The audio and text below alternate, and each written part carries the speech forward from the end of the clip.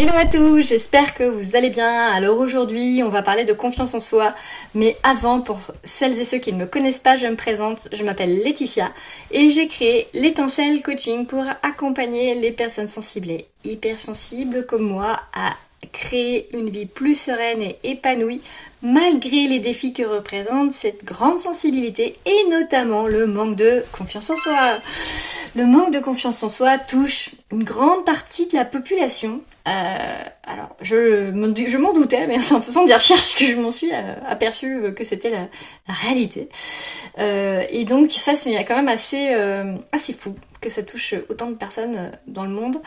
Mais de quoi ça vient Je pense que ça vient beaucoup de nos sociétés actuelles quand même. J'ai pas trouvé de données sur ça, mais si vous en avez, je suis preneuse. Parce que déjà, on est très éloigné de nous-mêmes. On nous divertit, on nous dit qu'on a besoin de telle chose et telle chose, que nous ne sommes jamais assez ci, assez ça, que nous n'avons jamais assez de ci ou de ça, de vêtements, de voitures, de maisons, ou d'autres choses même d'ailleurs. Parfois ça peut être vous n'avez pas assez de temps, vous n'avez pas assez d'argent, vous n'avez pas assez de beauté, etc. Donc en fait, on n'est jamais assez. Et quand on n'est jamais assez, comment voulez-vous qu'on ait confiance si on aura toujours l'impression de manquer de quelque chose et que donc nous ne sommes pas légitimes pour oser avoir mieux. Et de là vient tout le problème en fait. La confiance en soi finalement, ce n'est que le résultat de d'autres facteurs que nous refusons ou que nous préférons, on va dire, un peu occulter. Ça va être nos besoins. Prenons-nous soin de nos besoins. Les connaissons-nous même. L'image de soi. Quelle image avons-nous de nous? Comment nous voyons-nous? Est-ce qu'on a une image positive de nous? Est-ce que quand on parle de nous, on parle de manière positive, avec des mots de qualité, ou est-ce qu'on a plutôt tendance à dire ah oui non mais moi je suis pas trop ci, ah oui mais moi je suis trop ça, etc. Ou ça peut être aussi de se voir pas suffisamment grande, mince, que sais-je, parce que on a une image irréelle d'une perfection qui n'existe pas en fait.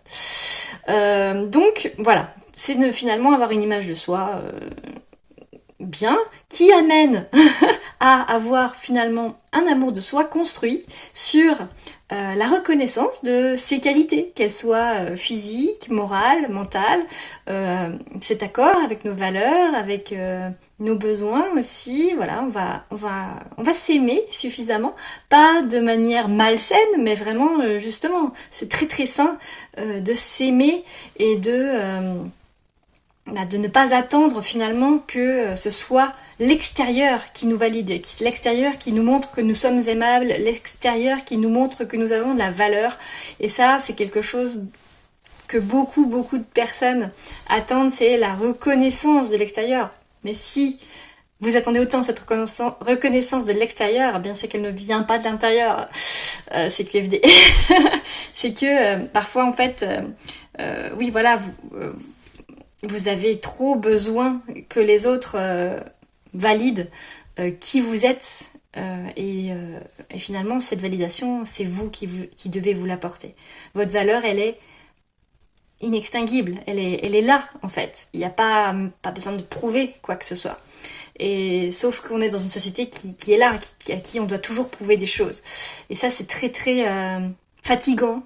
C'est une roue sans fin. Ça nous amène à ne plus nous reconnaître, à être toujours insatisfait, à finalement se dire qu'on pourrait toujours faire mieux, ou finalement que on va laisser tomber, donc on est nul et que on va se contenter de ci et de ça parce que on mérite pas mieux. Donc en fait, tout ça c'est vraiment extrêmement intriqué l'un dans l'autre. Il y a l'image de soi, il y a l'amour de soi, il va y avoir du coup l'estime de soi, quelle valeur on se donne. Comment voulez-vous qu'on reconnaisse votre valeur si vous-même vous estimez ne pas en avoir? Si vous allez voir quelqu'un en vous pensant, je sais pas, je vous compare à un billet, mais si vous pensez que vous valez 5 euros et vous voulez que les autres, vous considèrent comme un billet de 20, ils vont vous considérer comme un billet de 5. Parce que vous-même, vous pensez que vous valez 5. On va pas vous montrer que vous valez 20. Donc en fait, c'est finalement...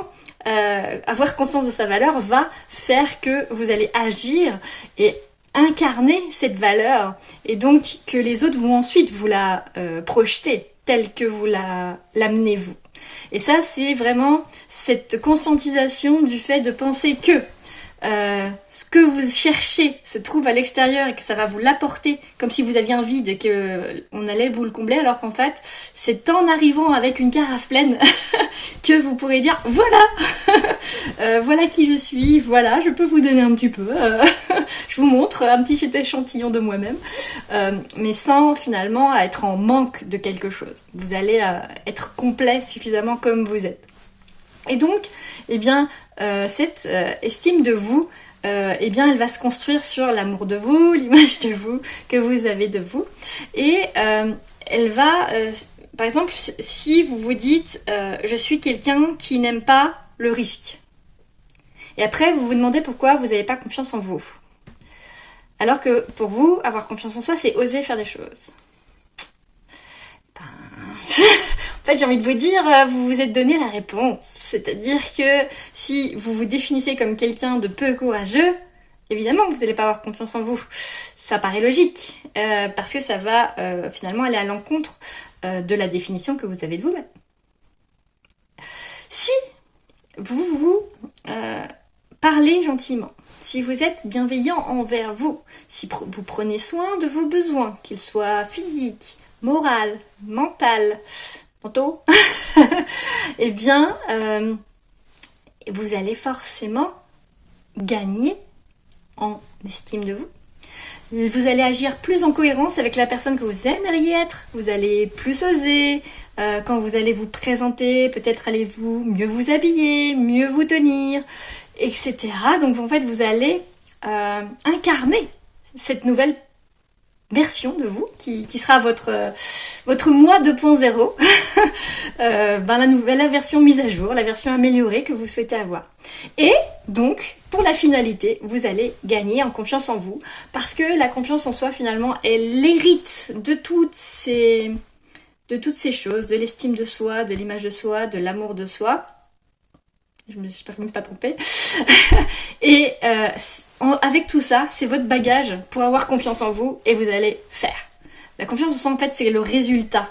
C'est pas l'origine, c'est pas le début. Si vous pensez, oui, j'ai pas assez confiance en moi, ouais. Ouais, mais en fait, il va falloir mettre les marches avant d'atteindre le haut de l'escalier, sinon il va falloir monter à la corde, ça va être compliqué. Donc, en fait, mettez les marches avant d'arriver, et la confiance en soi va être le résultat simple et efficace de cette construction, de cette connaissance de vous et de cet amour de vous, et qui va finalement construire votre confiance, vos atouts pour faire,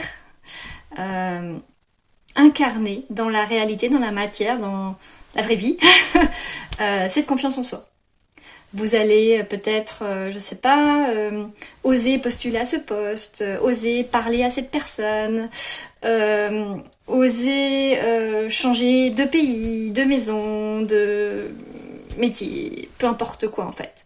La confiance en soi en fait ne sera pas reliée à l'extérieur, elle sera reliée à votre intérieur, et même si vous allez être confronté, parce que c'est inévitable, à des difficultés, des obstacles, même parfois des échecs, et bien là vous allez revenir dans les fondements. Confiance, amour de soi, image de soi, estime de soi, et vous vous direz oui, même si j'ai échoué, j'ai agi de manière cohérente, et ça, je suis fière de moi par rapport à ça. Donc finalement votre confiance en soi, elle sera ébranlée, mais elle sera pas définitivement perdue, elle sera juste, voilà, on plie mais ne rompt pas. Voilà. Bon, si vous voulez avancer sur ce chemin, je vous invite à prendre rendez-vous en allant sur mon site ou à me contacter via Facebook, Instagram ou même en commentaire, pourquoi pas. Je vous dis à tout bientôt. Ciao ciao.